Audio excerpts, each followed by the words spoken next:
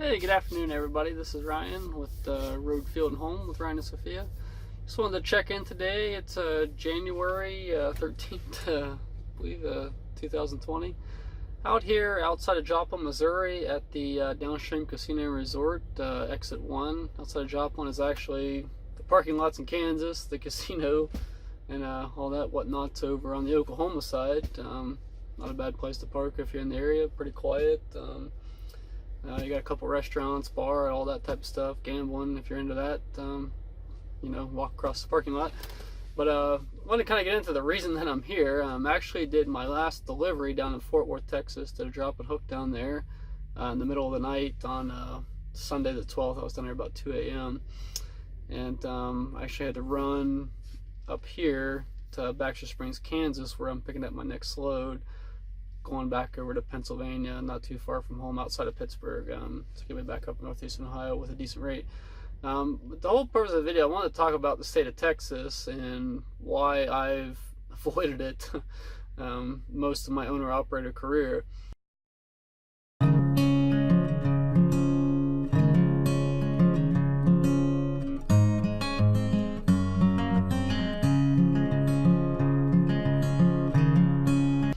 And I've been with 3 different companies. I've been with Snyder National as owner-operator. I've been with Landstar as owner-operator for almost 2 years, and now with Mercer Transportation as owner-operator. And I have never had any luck in the state of Texas. I don't know. It's as far as rates go, experience, the truck stops on the road, and all that.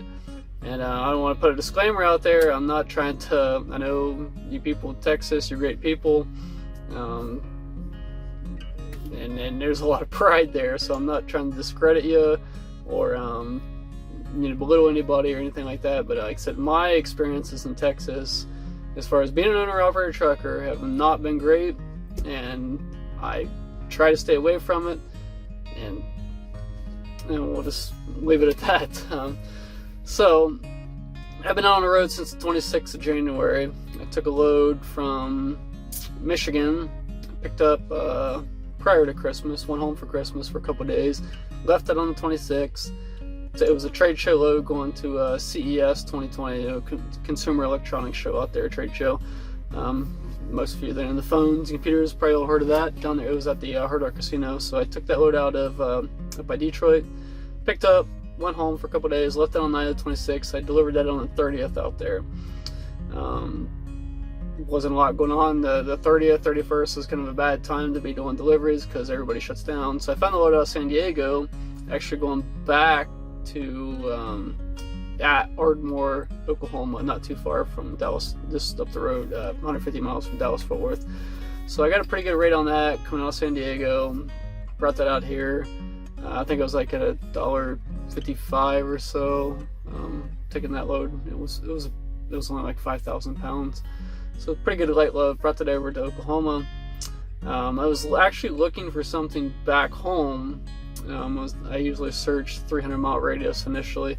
I didn't see anything decent coming out of. I mean, and that day was a Friday, so and if you look at some other videos, stuff like that, Fridays, if you're an owner-operator or even a company driver, if you get a Friday delivery, especially in the afternoon, and you're looking for another load, and kind of the Bible Belt-ish areas, and people don't work Saturday, Sunday, you're kind of screwed. I mean, and I don't like to get in that position where I'm going to be sitting Friday afternoon, Saturday, Sunday, and possibly Monday for free.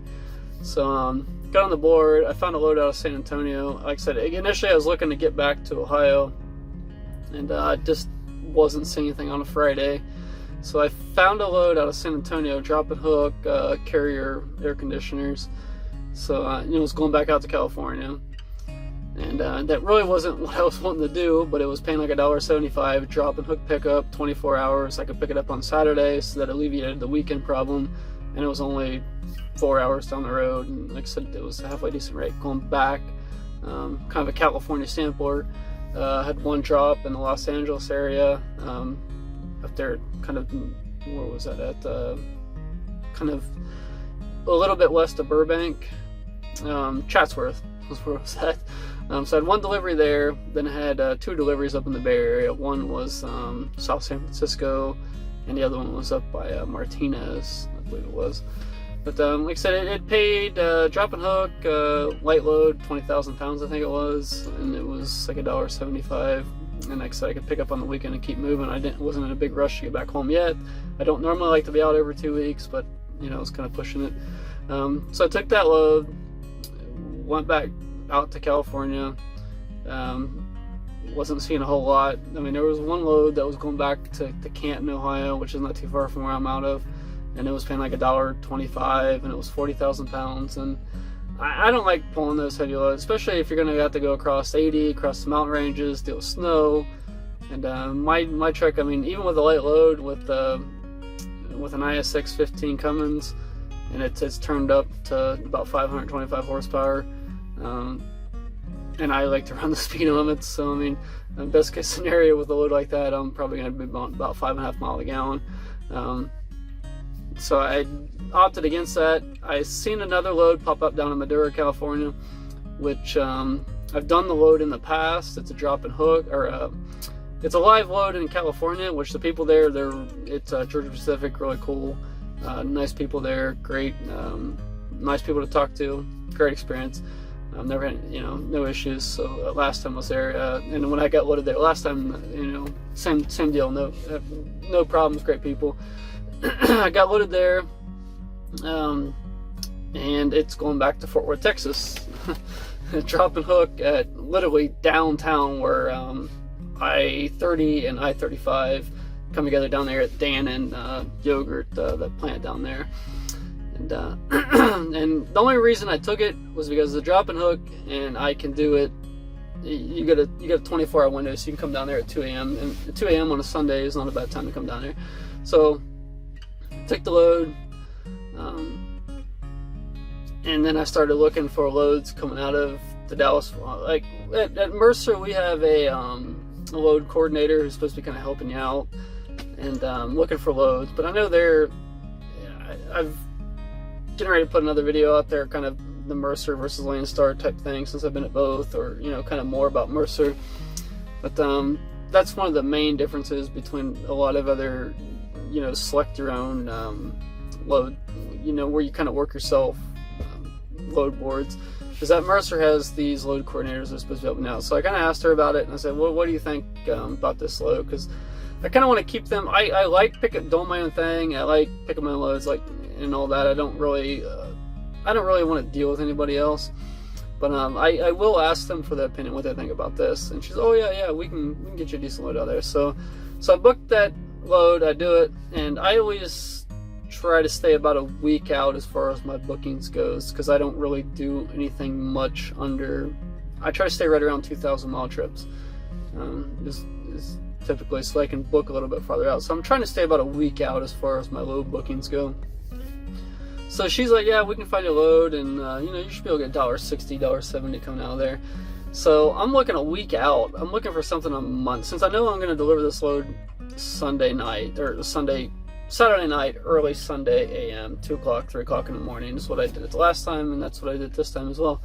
But so I'm looking at loads a week out. I started looking for this load last Monday, which would have been, today's the 13th, so I'm looking back on the 6th of January, and there's just nothing. So I waited till Tuesday, don't really see nothing. Wednesday comes around, still don't see nothing. I was looking at this stuff for 90 cents, $1.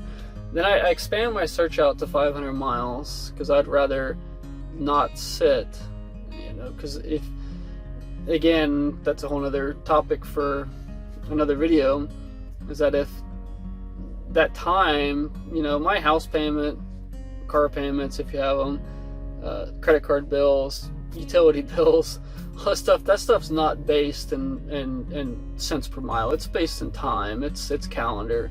So if you sit for 3 or 4 days somewhere hoping that you're gonna get a load, then you've lost that's time you can never get back. That your fixed cost, not only your truck payment, your truck payment, your insurance, your trailer rent, whatever, your house payment, all that stuff, rent, that's all time based. That's not cents per mile. So if the more you sit, you know, hoping you're going to get something or waiting for something you think is going to be better, is time you can never get back. So when I get to that point, I cut my losses, put my search out, and if I got to drive 300 miles, 400 miles, I mean, even with my mileage with an empty trailer, I mean, it's 100, 150 bucks.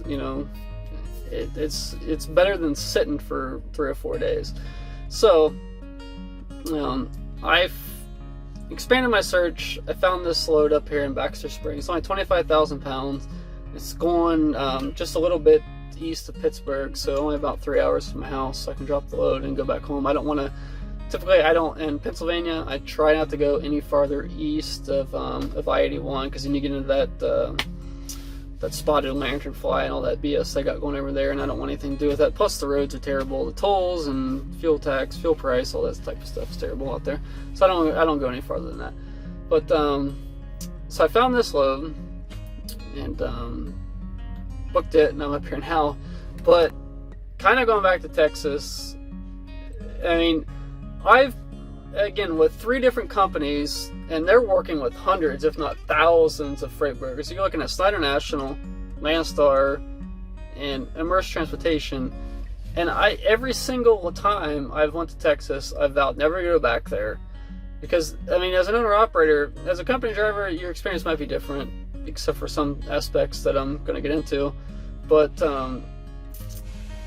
except even looking a week out, the freight rates are terrible. I seen a load. What made me jump on the load I'm taking out of Kansas here? I mean, like I said, I'm right here at Joplin, right at the tri-state area of Missouri, Kansas, Oklahoma, right there by Joplin. So it's not too terribly far. I mean, it was 4.5 hours up here, I think, from Fort Worth. But the problem, what made me jump on this load was that I seen a load. I was looking for loads specifically to Ohio to get me back as close to home as possible, because I don't like running east. I mean, I'd rather drop a load in Indiana or Kentucky or Southern Ohio instead of running over to PA, run to New York, because you're not going to get anything back out of there. I've every time in the last 3 years, anytime I've taken a load to Pennsylvania, like even out like Scranton, Wilkes-Barre, way over there, 300-400 miles, even New Jersey, like you're not going to get anything back to Ohio. So you might as well just cut your losses and stay short and just go back home, instead of going over there, paying for the turnpikes, the high fuel taxes, high fuel prices, and all that. But again, I seen a load which really frightened me, that was out of Dallas. It was a 30-mile deadhead from where I was at. It was actually picking up on Sunday, and it was going to Canton, which is not too far from where I live. I mean, it was 30 miles, roughly. 44,000 pounds, and it was on the board for 99 cents. 99 cents a mile for a 44,000 pound load going over 1,000 miles. And I kind of thought about it for a minute, and I was like, yeah, I'm not going to take that. And nobody else, I think nobody's going to take that. So I wasn't doing anything. So I refreshed the board again, and within 5 minutes, that load was gone. Somebody took that load off the board. And I don't, again, that's a whole other topic. I will do a whole other video on that. But why are people taking loads for 90? I mean, even with the deadhead, the time I put 30 miles deadhead, it came down to 96 cents. 96 cents a mile, going 1,000 miles to Ohio. And I've looked at the loads going from Texas to Ohio, and they're not that great. I mean, okay, if you're going to go there, if you're going to take a 96 cent a mile load and get something maybe come back for $2, $2.50, then more power to you. That's no big deal. But those loads aren't there. And maybe, and after I seen that, I know even with the Mercer system, the way that they're first in, first out dispatching, yeah, you pick your own loads, but you get put in for it. And if there's been a guy that's been waiting there, if he lives there or if he's been sitting there for a week, if there's a decent load that pops up, he's going to get that load before me. So that's why I kind of said that somebody's willing to take a load for 44,000 pounds for 96 cents a mile instantly, then I know if something decent pops up, there's going to be somebody else that's there that's going to get it before me. So there's no sense even, you might as well just go ahead and put your search out, go somewhere else. And even after that, this load that I got pays $1.70. It's 25,000 pounds. even with my deadhead running up here with an empty trailer, 320 miles, whatever it was, maybe 350 miles, I'm still at $1.25. So I'm still almost 30 cents higher to drive up here with an empty trailer, even considering my deadhead. And a lot of people say, oh, you're driving for free. No, I'm not driving for free, because the time you add that extra miles in, you divide it by the rate, then you actually get the actual price per mile. So I could take this 44,000 pound load, drag it all the way up to Ohio for 96 cents, or I could drive up here with an empty trailer that, I'm getting a little bit better mileage, and then take a lighter load and still get paid more to go back to PA and then go home. So there it is. And that's been the entire case every time I went to Texas. Is I've done Laredo several times, down Houston area, and I've never, even like I said, with 3 different companies working with hundreds, if not thousands, that's the way it's always worked. I've never got a decent load out of here. It's all been this triple brokered freight.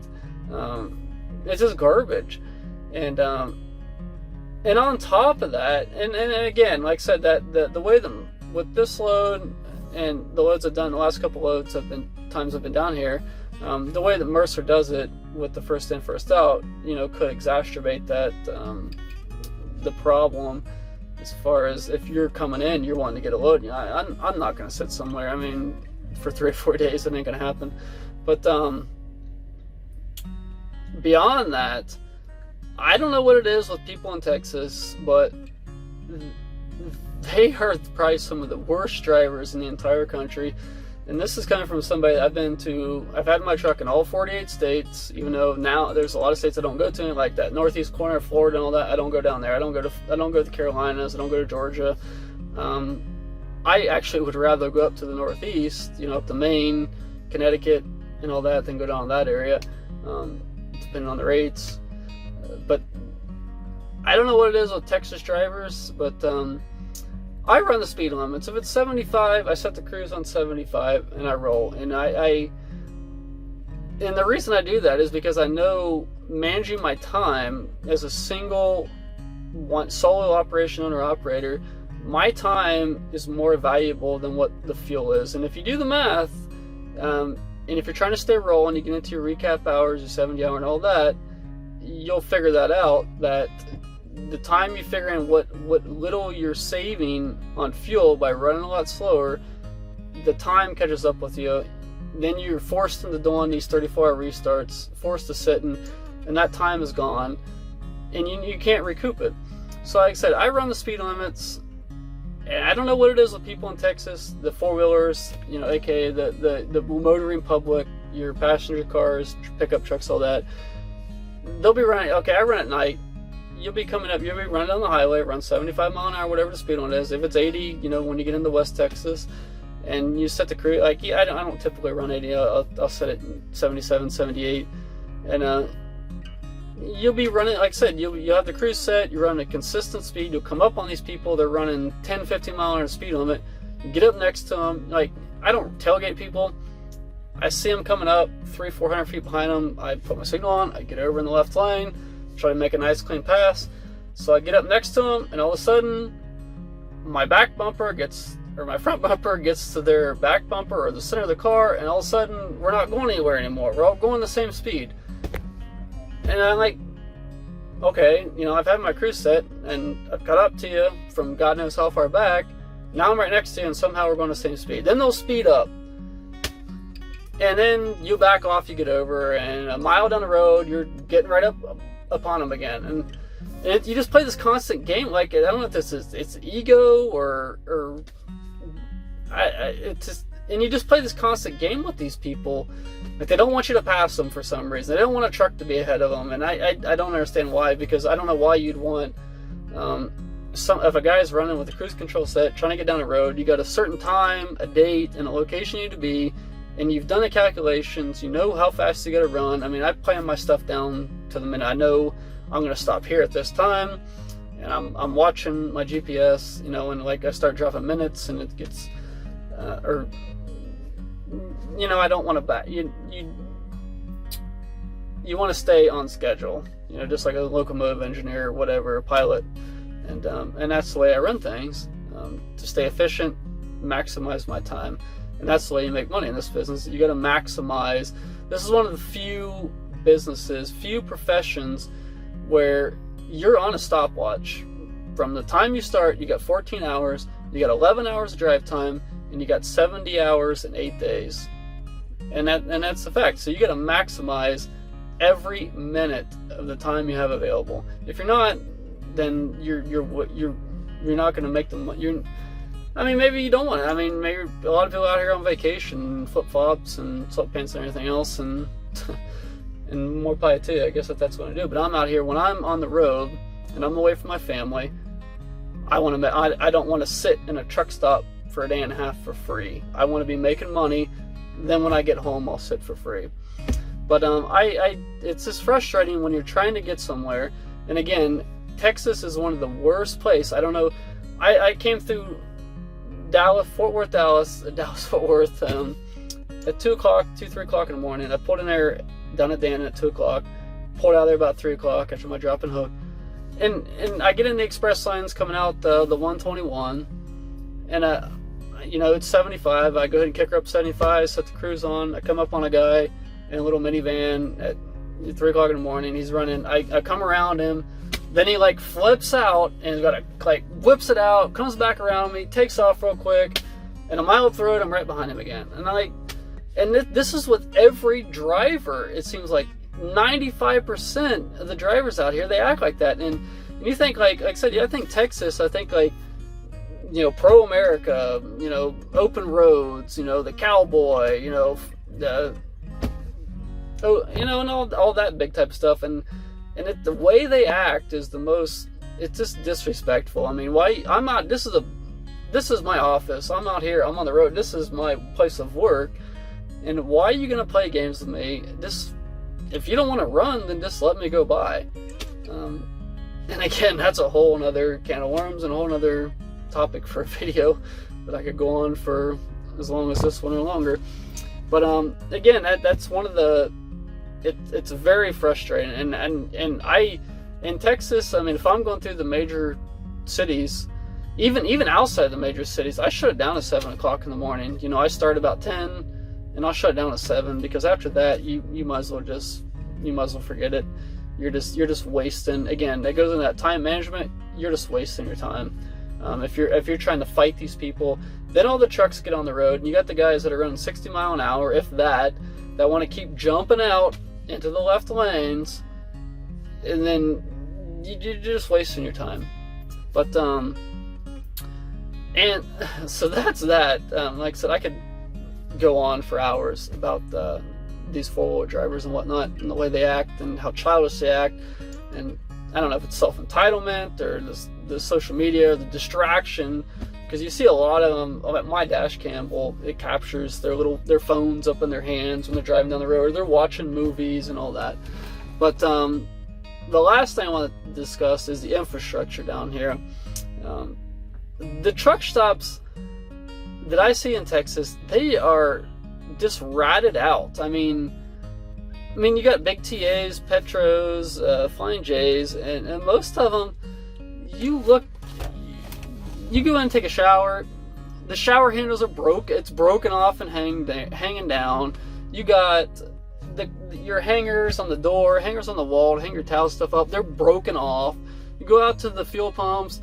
The hoses have been ripped off. The little deal, the lock where where you lock your handle up the nozzle when you're getting the fuel to open it up so you don't have to stand there and hold it. They're broken off.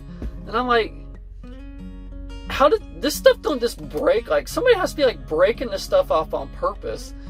And it's very annoying because like these truck stuff, these are my home away from home. I go here to eat. I go here to take a shower, use the restroom. What? I mean, why would somebody?